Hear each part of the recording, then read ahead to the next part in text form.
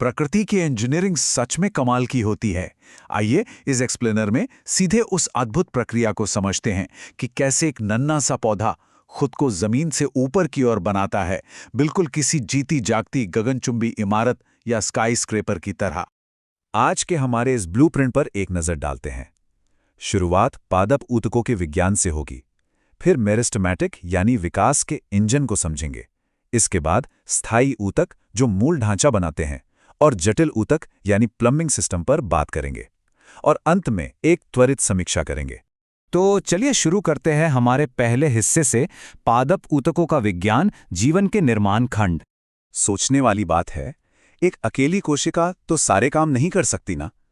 एक विशाल पेड़ को खड़ा करने और उसे सदियों तक जीवित रखने के लिए बहुत सारे अलग अलग कामों की जरूरत होती है। इसलिए जब बहुत सी समान पादप कोशिकाएं किसी एक खास काम को अंजाम देने के लिए एक साथ आती हैं, तो वे एक ऊतक या टिश्यू बनाती हैं। ये बिल्कुल वैसा ही है जैसे किसी बड़ी इमारत को बनाने के लिए प्लम्बर, इलेक्ट्रिशियन और राजमिस्त्री एक साथ मिलकर काम करते हैं। अब इन बायोलॉजिकल बिल्डिंग ब्लॉक्स को समझने की नींव काफी पहले रखी जा चुकी थी, और इसका पूरा श्रेय जाता है ज़ेवियर बिशेट को। उनके शानदार काम की वजह से ही उन्हें ऊतक विज्ञान यानी हिस्टोलॉजी का जनक कहा जाता है। सच कहें तो इसी विज्ञान ने हमें ये समझने का नजरिया दिया कि पौधे अंदर से आखिर कैसे काम करते हैं। किसी भी पौधे के अंदर दो बहुत ही अलग तरह के सिस्टम काम करते हैं। एक तरफ है हमारा मेरिस्टेमेटिक ऊतक, यानी वो एक्टिव कंस्ट्रक्शन क्रू जो लगातार विभाजित होता रहता है और ग्रोथ को आगे बढ़ाता है। और दूसरी तरफ है स्थायी ऊतक, जो एक बार बन जाने के बाद विभाजित नहीं होते, बल्कि अपनी एक पक्की जगह लेकर पौधे का स्थायी ढांचा तैयार करते हैं। निरंतर विकास और मजबूती का क्या बेहतरीन बैलेंस है। आगे बढ़ते हैं मेरिस्टेमेटिक ऊतकों की तरफ, जो असल में पौधे के विकास का इंजन है। एक ऐसा कंस्ट्रक्शन क्रू जो कभी थकता नहीं है। ये एक्टिव क्रू अपना काम बड़ी ही चालाकी से बांटता है। एपिकल या शीर्ष ऊतक तनों और जड़ों के बिल्कुल सिरों पर बैठकर पौधे की लंबाई बढ़ाता है। इसे हम प्राइमरी ग्रोथ कहते हैं। फिर आता है लेटरल या पार्श्व ऊतक, जो तने की मोटाई बढ़ाता है ताकि उस बढ़ती हुई ऊंचाई को एक मजबूत बेस मिल सके। और इंटरकैलरी यानी अंतर्वेशी ऊतक पत्तियों और टहनियों के बेस पर रहकर उनके बीच की दूरी यानी इंटरनोड्स को बढ़ाता है। कुल मिलाकर ये तीनों टीम्स पौधे को हर दिशा से बड़ा करती हैं। अब आता है स्थायी ऊतक यानी मूल ढांचा।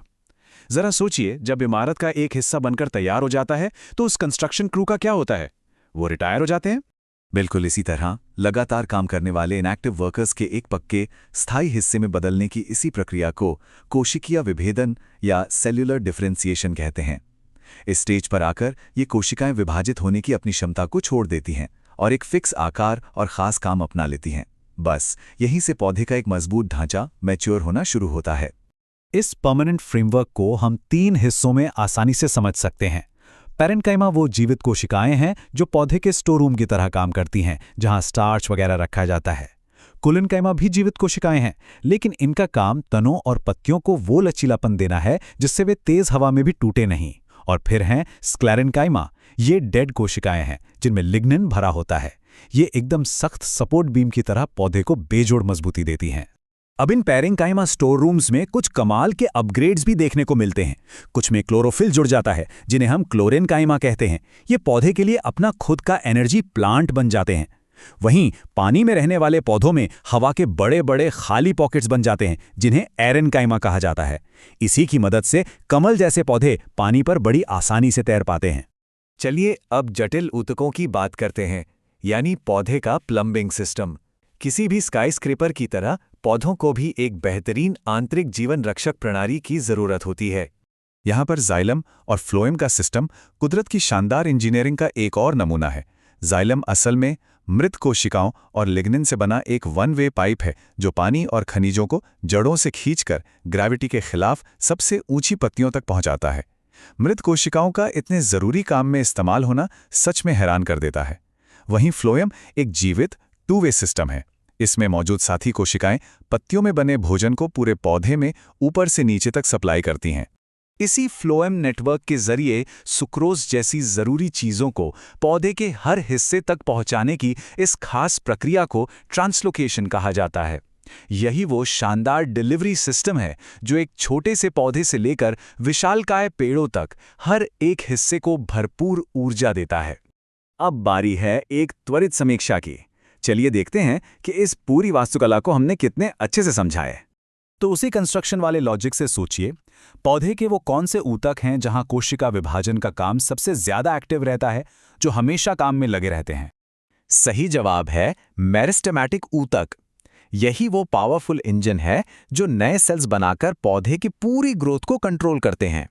अगला सवाल, वो कौन सी मृत और कठोर संरचना है जो बीजों के बाहरी आवरण में पाई जाती है और एक मजबूत स्टील बीम की तरह पौधे को यांत्रिक शक्ति देती है?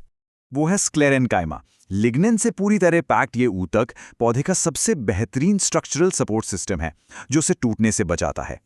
और आखिरी सवाल, जैसे जैसे पौधा बड़ा होता है उसकी मोटाई बढ़ाने या कहें कि उसकी नींव को चौड़ा करने की जिम्मेदारी किस मेरिस्टेमेटिक ऊतक की होती है? इसका जवाब है लेटरल मेरिस्टेम, यानी पार्श्व विभजोतक।